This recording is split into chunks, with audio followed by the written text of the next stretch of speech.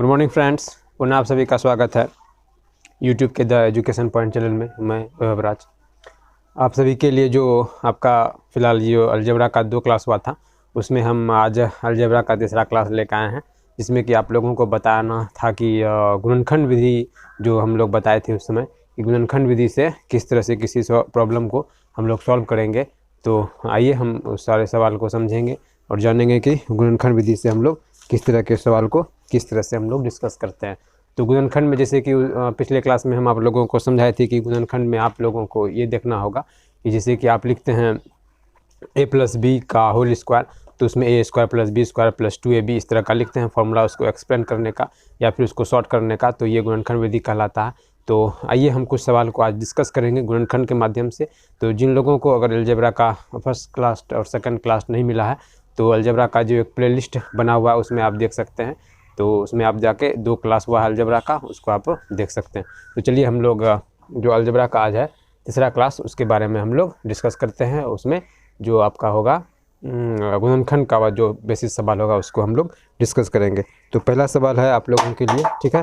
तो चलिए उसको हम लोग डिस्कस करते हैं कि जैसे कि आपको यहाँ पे दिया हुआ है, ठीक है, XA, ठीक है, उसके बाद दिया हुआ है Y, ठीक है, फिर दिया हुआ है आपका XZ, ठीक है, फिर आपका दिया हुआ है Y², ठीक है। तो इस सवाल को हम लोगों को डिस्कस करना है, ठीक है। ये सवाल में थोड़ा सा मिसप्रिंट हो गया, चलिए कोई दिक्कत नहीं है। अगर मान लीजिए कि यहाँ पे जैसे 2y दिया हुआ है, ठीक है, यहाँ पे आपको x² दिया हुआ है, यहाँ पे y² दिया हुआ है, ये आपका हो गया, यहाँ पे हो गया 2x, यहाँ पे हो गया 2y, इस तरह से आपका सवाल दिया हुआ है। तो चलिए हम इसको कैसे बनाएंगे। तो जैसे देखिए यहाँ पे है xy + y², ठीक है। तो इसमें हम लोग क्या करेंगे, फिर इसको अलग ले लेंगे, फिर 2x + 2y इसको ऐसे कर लेंगे। तो यहाँ पे हम लोग क्या लेंगे कॉमन इसमें, तो जैसे कि आप लोग इसमें देख सकते हैं, इसमें तो हम लोगों का कुछ कॉमन नहीं आएगा। xy + y² प्लस में 2 कॉमन आ जाएगा, x + y, ठीक है।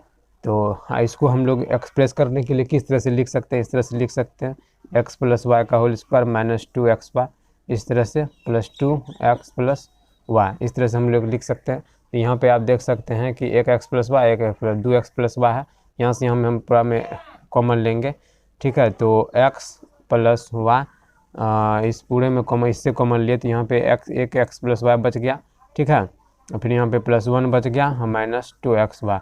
तो इस तरह के जो गुणनखंड के माध्यम से हैं उसको आप इस तरह से बना सकते हैं। तभी हम बहुत सारे गुणनखंड के माध्यम से जो सवाल होते हैं उसको हम लोग डिस्कस करेंगे, ठीक है। तो ये था, मतलब किसी को मतलब गुणनखंड के माध्यम से उसको तोड़ना ही गुणनखंड कहलाता है। उस बेसिस पे सवाल भी बहुत सारा होता है, जिसको हम लोग जानेंगे, ठीक है।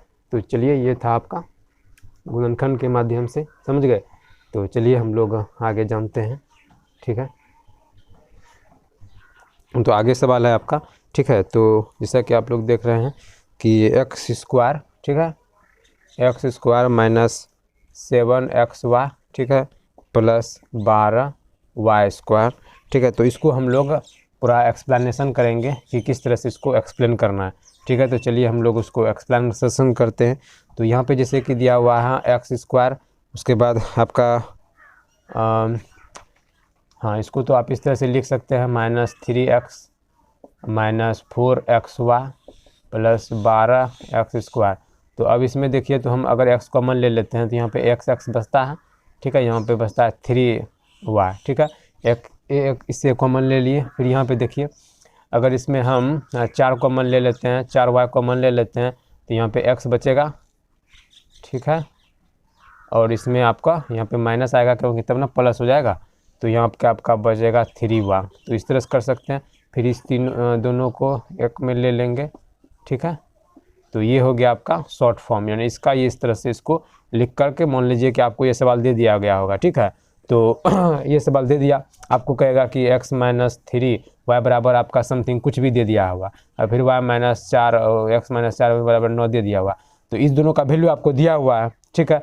तो आपको कहेगा कि इसका वैल्यू क्या होगा, इसका बराबर भाट दे देगा, ये दोनों का वैल्यू आपको दिया हुआ है। तो आपको पहले इसको तोड़ के इस फॉर्म में लाना होगा, उसके बाद इसका वैल्यू बैठाएंगे तो 8 या 24 आपका आंसर आ जाएगा। तो इस तरह से आप लोग इसको बना सकते हैं। तो ये सबका जो अलजेब्रा का गुणनखंड विधि का द्वारा जो बनाया जाता है उसका ये सीधा सा एग्जाम्पल है। ठीक है, तो इस तरह से आप लोग इसको देख सकते हैं। ठीक है,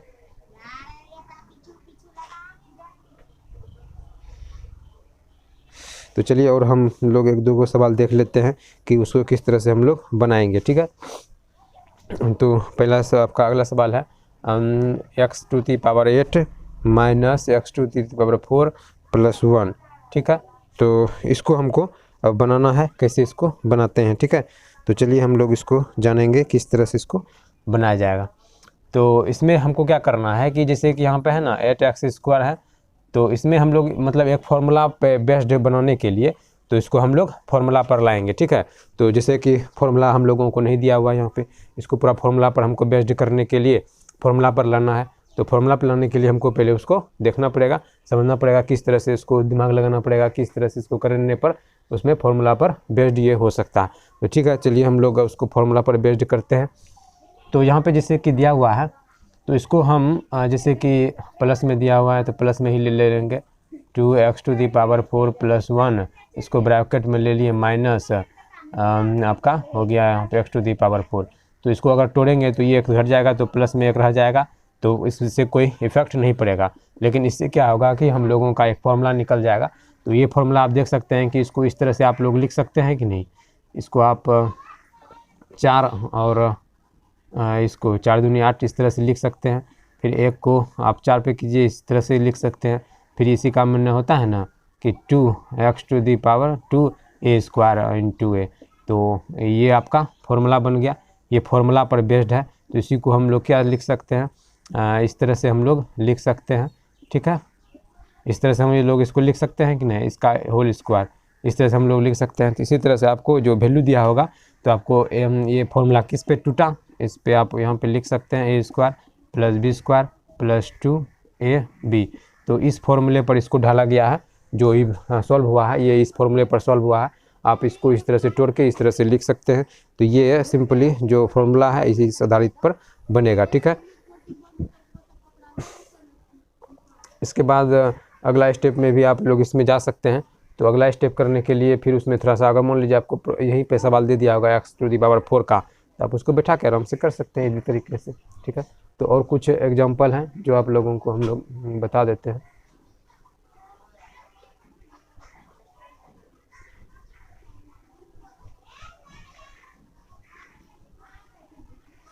ठीक है, तो चलिए हम अगले सवाल को देख लेते हैं कि क्या है अगला सवाल। ठीक है, उसको किस तरह से हम लोग बनाएंगे। ठीक है, तो थोड़ा सा होल्ड कीजिएगा, 1 मिनट, हम आते हैं, 1 सेकंड का ब्रेक लेंगे। ठीक है,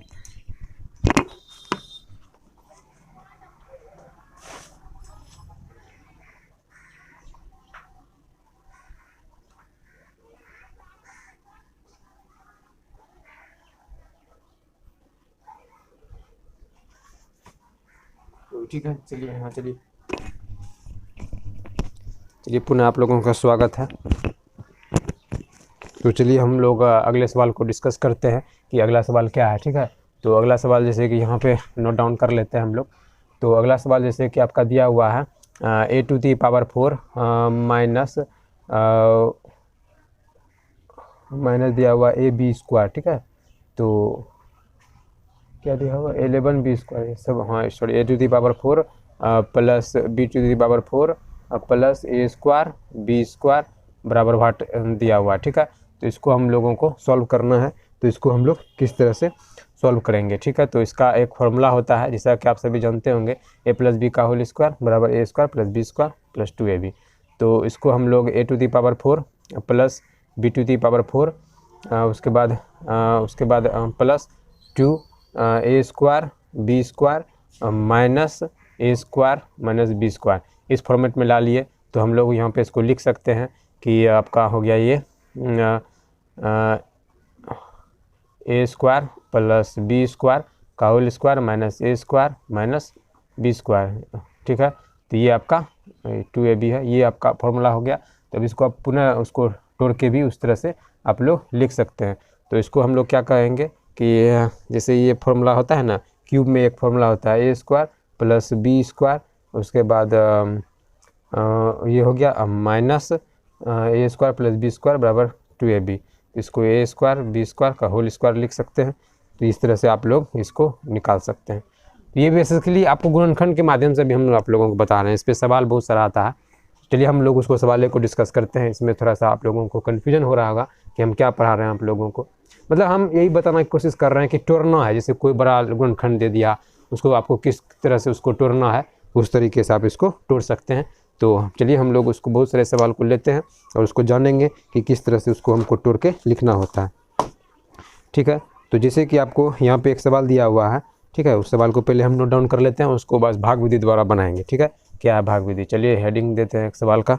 ठीक है, तो यहाँ पे दिया हुआ है बी सी, ऊपर से है बी प्लस सी, उसके बाद है सी ए, उसके बाद है सी प्लस ए, ठीक है, प्लस ए बी, ठीक है, उसके बाद है ए प्लस बी, ठीक है, उसके बाद है A cube plus B cube plus C cube. तो आप लोगों को कह रहा है कि मतलब इसको डिवाइड करना है।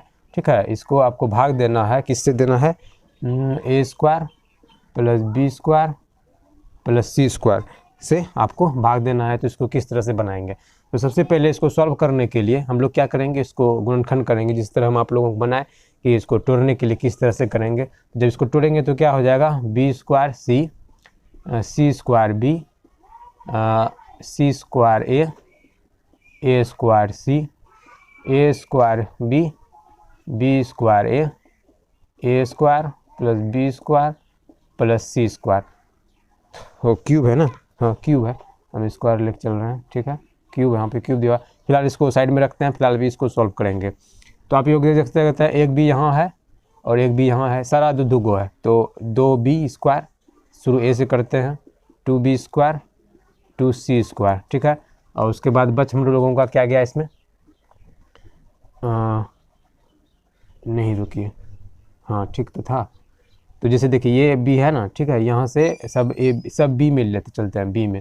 तो पहले ए से बी ए से कर लेते हैं, बी स्क्वायर सी, और उसके बाद एक बी यहाँ है तो बी स्क्वायर ए, ठीक है, उसके बाद सी स्क्वायर बी, और उसके बाद सी स्क्वायर और कहाँ है, यहाँ नहीं, ये नहीं लेंगे, हाँ ठीक है, यही लेंगे सी स्क्वायर ए, उसके बाद ए स्क्वायर सी है और कहीं पर होगा ए स्क्वायर सी, उसके बाद ए स्क्वायर और कहीं भी होगा ए स्क्वायर बी। ठीक है, ए स्क्वायर बी, उसके बाद A cube plus B cube plus C cube. ठीक है, तो अब यहाँ पे हम लोग बी स्क्वायर कॉमन ले लेंगे तो सी प्लस ए, और उसके बाद यहाँ पे सी स्क्वायर कॉमन ले लेंगे तो बी प्लस सी, उसके बाद यहाँ पे अगर हम ए स्क्वायर कॉमन ले लेते हैं सी प्लस बी, तो A cube plus B cube plus C cube. ठीक है, समझ रहे होंगे। तो उसके बाद हम आगे बढ़ेंगे, इसमें आगे क्या करना है हम लोगों को। ठीक है, तो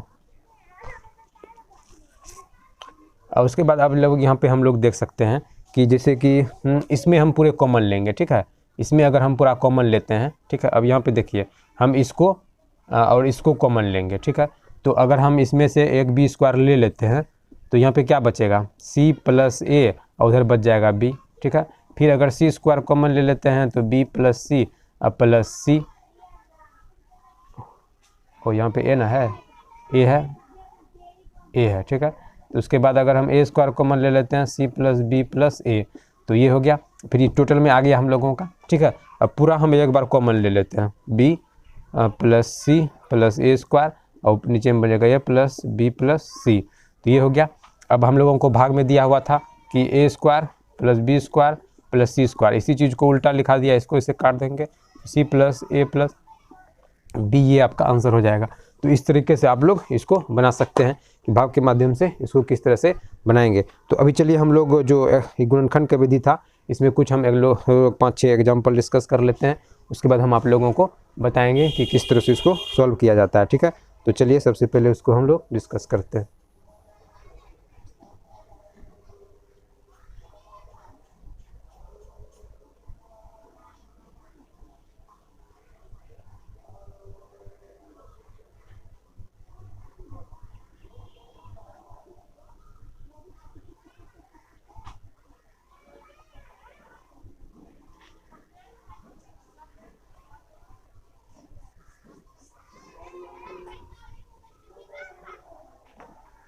ठीक है। तो उसको हम लोग डिस्कस करते हैं कि सवाल को किस ढंग से बनाया जाएगा। टाइप 2 में हम लोग चलते हैं। जैसे कि आपको दिया हुआ है कि x + 1/x is equal to q दिया हुआ है, ठीक है। तो हम लोगों को निकालना क्या है कि मतलब x² का वैल्यू क्या होगा, ठीक है। तो इसको हम लोग चलिए डिस्कस करते हैं। कैमरा का साइड ठीक है ना, ठीक है। तो चलिए हम लोग इसको डिस्कस करते हैं। तो जैसे ये दिया हुआ है तो इसको हम लोग मतलब हमको निकालना है। जैसे अभी आपको आएगा कि x² का वैल्यू क्या होता है, उसके बाद y³ x³ का वैल्यू क्या होता है। इस तरह चीज़ को आपको निकालने के लिए दे दिया जाएगा। तो आपको किस तरह निकाल के रखना है उसको याद कर लेना है। हमेशा उस जगह जो आएगा उसको पुट कर देना है।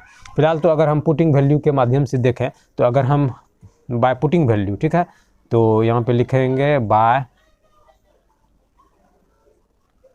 Putting value x is equal to 1। अगर x 1 देते हैं तो यहाँ भी 1 देंगे, +1 तो 2 हो जाएगा। लेकिन ये हर जगह आपको कम नहीं आएगा, तो इसके लिए आपको निकालना पड़ेगा। तो निकालेंगे कैसे? अगर x + 1/x = 2 दिया हुआ है तो x कॉमन लेंगे, तो x + 1 = 2, तो x² + 1 = 2x। उसके बाद x² + 1 - 2x, ये हो गया द्विघात समीकरण, ठीक है। तो अब इसको हम लोग इक्वेशन के माध्यम से सॉल्व करेंगे। तो यहाँ पे घटा है, ठीक है। तो हम लोग इस तरह से इसको करेंगे। तो इसको फिलहाल इस तरह से लिखा जाता है, ठीक है। तो इसको आप इस तरह से कर सकते हैं, x - x + 1। तो यहाँ पे x कॉमन लेंगे, x बचेगा -1, इसमें -1 कॉमन लेंगे तो x -1 माइनस प्लस हो जाएगा, यहाँ 1 कॉमन ले लिए, ठीक है। तो x - 1 और x - 1 तो इक्वल टू x = 1 आ गया। इस तरह से आप x का वैल्यू 1 निकाल सकते हैं, ठीक है। तो ये आपका एक ट्रिक हो गया कि x का वैल्यू का आपको जैसे दे देगा कि x + 1/x = 2 दिया हुआ है, तो x + 1/x² का वैल्यू क्या होगा, ठीक है। तो ये आपको अगर निकालना है, ये दिया होगा, ये निकालना है, तो उसका भी एक ट्रिक है, ठीक है। तो उसको किस तरह से निकालेंगे, ठीक है, तो आप लोग समझ सकते हैं। तो चलिए हम लोग उसको डिस्कस करते हैं।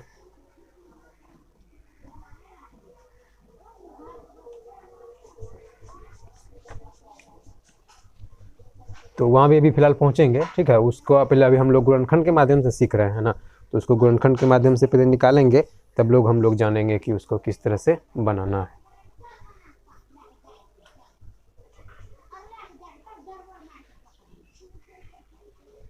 ठीक है।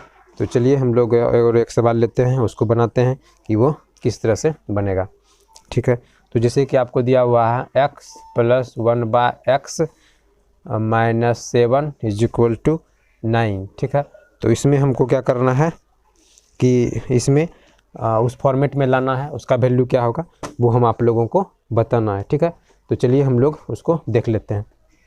तो यहाँ पे जैसे कि आप देख सकते हैं कि हमको इस फॉर्मेट में लाना है, तो x अगर वैसा रहेगा, अगर यहाँ पे 2 आ गया तो हमेशा x का वैल्यू क्या हो जाएगा, 1 के बराबर होगा, क्योंकि अभी हम लोग x का वैल्यू हमेशा 1 निकाले हैं, ठीक है। तो यहाँ पे हम इस तरह से कर सकते हैं।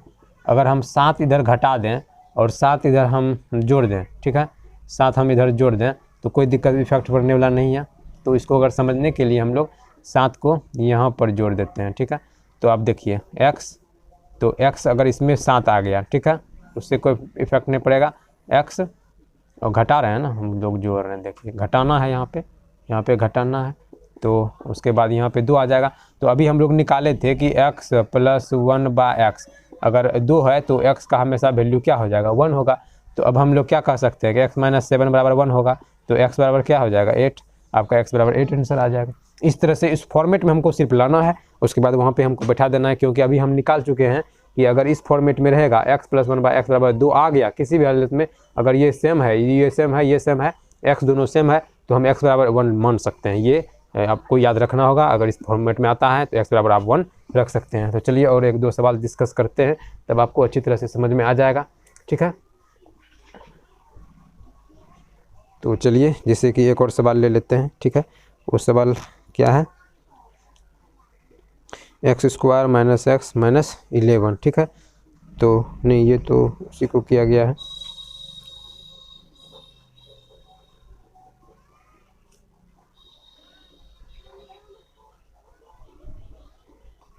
तो जैसे कि हम एक और सवाल ले लेते हैं कि जैसे कि x ले लिए, ठीक है, उसके बाद आपका 9 कर दिए, ठीक है। तो अब यहाँ पे जैसे कि हम यहाँ पे कर देते हैं 11, ठीक है। तो फिर उसी वही प्रोसेस से चलेंगे, समझने के लिए हम सिर्फ इसको कर रहे हैं, ठीक है। तो इसमें हम क्या करेंगे, अगर जोड़ेंगे तो 9 घटा देंगे, 9 घटाएंगे, ठीक है। तो एक आज वहाँ पे 2 आ जाएगा हम लोगों का, 2 आ गया, तो पुनः x बराबर 2 हो जाएगा, x बराबर 9 2 11 हो जाएगा। तो x का वैल्यू हमेशा 11 होगा। इस तरह से आप लोग उसको निकाल सकते हैं। तो चलिए आज के क्लास में बस इतना ही। तो अगले क्लास में हम लोग मिलेंगे ना, तो इस पर बेस्ड जो सवाल होता है उसको बढ़िया से डिस्कस करेंगे, ठीक है। ये आज हम गुणनखंड के माध्यम से आप लोगों को थोड़ा सा बता दिए। तो ठीक है, तो मिलते हैं अगले क्लास में। जय हिंद। तो वीडियो को लाइक कीजिएगा, शेयर कीजिएगा, ठीक है। अगर किसी भी टॉपिक में अगर आप लोगों को प्रॉब्लम हो रहा है, चाहे वो किसी भी सब्जेक्ट का क्यों ना हो, तो आप हमको मेरा जो ग्रुप है द एजुकेशन पॉइंट के नाम से, ठीक है, उसमें तो आप मैसेज नहीं कर सकेंगे। आप हमको फेसबुक पे मैसेज कर सकते हैं या इस वीडियो के कमेंट बॉक्स में, ठीक है, मैसेज कर सकते हैं कि आपको जिस टॉपिक को बढ़िया समझना है आप बोल सकते हैं हमको, हम उसको समझा देंगे, ठीक है। तो चलिए ठीक है, मिलते हैं अगली क्लास में। जय हिंद।